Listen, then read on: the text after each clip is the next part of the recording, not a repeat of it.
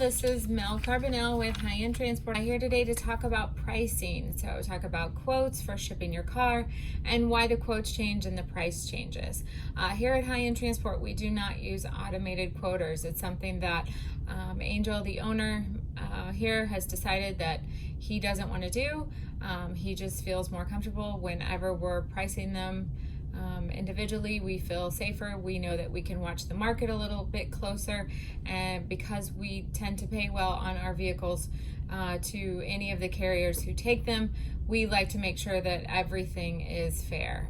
The last thing we want to do is not be able to get a car picked up because it was priced too low. That does happen a lot. In our business, you know, we are named High End Transport because we try to provide high-end service. We also try to provide high-end quality loads to the carrier, so they know that when we have a load and that we're asking them to pick it up, that it is a real deal, that we have priced it well, and we know that they are going to get a fair market rate for doing their job. We are not named cheap auto transport for a reason. This is, and we expect a certain level of service from them, and they understand that. And obviously, if you're the cheapest car on the truck, you are not going to get that level of service. They are going to have a certain feeling about what you were willing to pay to get your car transported. So that's very important to us, that we do not necessarily want to be the highest, but we want to at least pay what we think is a market or a fair rate by the individual information that we gather to price every deal. Every once in a while, it does happen. We get we may price something really low, or we may not realize like how remote places that we're picking up or delivering to, or the fact that there are maybe like no cars coming out of that area, so it's very hard for a driver to get a backhaul out of there. So those are things that we try to catch up front by taking each quote individually and spending time making sure that we get it accurate. If you have gone online and made the mistake of getting 10 quotes for auto shipping, it can be a bit crazy. We do not buy leads here in our office. That's not something that we do. We had in the past, maybe in the first 8 years of being in business, we probably did that for a lot of our sales team. But we have decided since that we don't do that. And the reason we don't is because of the chaos of actually that side of the business. So you have a lot of companies that resell the leads to other companies.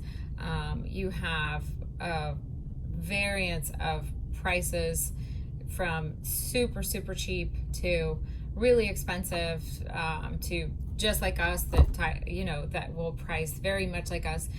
So because it's such a variance, we wind up answering so many questions on the why the prices are so different. We're kind of answering for other people, and that's not where we see our business model. So for us, that doesn't work for us, and we tend to generate a lot of our own business in-house. We've been around since 2006, so we definitely have our reputation, and we want to make sure that everything we do is just what we can at least answer for in the end. There are a lot of factors that go into coming up with the price for your transport. So you have to think about the size of the vehicle, also the weight of the vehicle. There are certain types of vehicles that weigh quite a bit more than others, and because carriers are capped out on the rate on the type of trailer and truck that they have, that this is very important. Not to mention insurance. So the value of the cars that you're shipping also matters. It matters because the carriers want to try to stay within their insurance and what they can cover if they were to have an accident or have some damage. So they don't want it going above and beyond that. The other issue is delivery, and whether you're on a route that's traveled quite often, whether they'll be able to get loads coming out of your location. That's important. The price of fuel is always an issue. So whether fuel is going up or down, you'll always see fluctuations in the prices.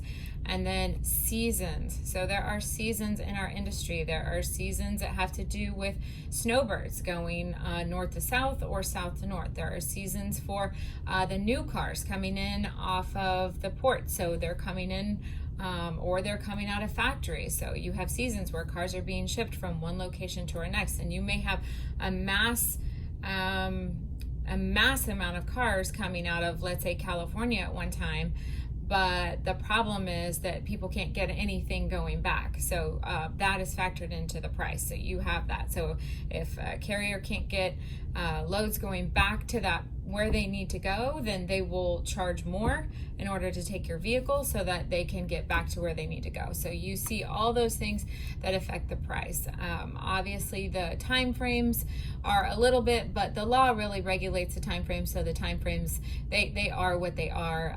This industry used to have quite a bit of a hotshot business, where we see a lot less of that now that the regulations have changed and they're much stricter. If you really want to do a hot shot, sometimes you can get like a 2-man drive team, something like that, and then you can make it happen. But it seems to be a lot less frequent than it was maybe 10 years ago. We're not seeing that as much. There's also a driveway option, which we really don't see that either. It hasn't really been cost effective for people. You're putting the miles on your car, you're putting the wear and tear on your car. So we don't see that being really top in our market also. But those are the factors that do affect your pricing. So you want to pay attention to those.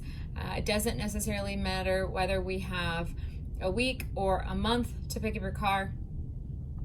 It matters more about what's happening in that time frame when the car actually needs to leave. So those things are the biggest things that matter. It's not just about booking a spot. If everyone is booking a spot on a truck and they're paying quite a bit more than you, your car's not going to get picked up. So that's something you always want to make sure that you are paying a fair market rate. You do not want to be the cheapest car on the truck.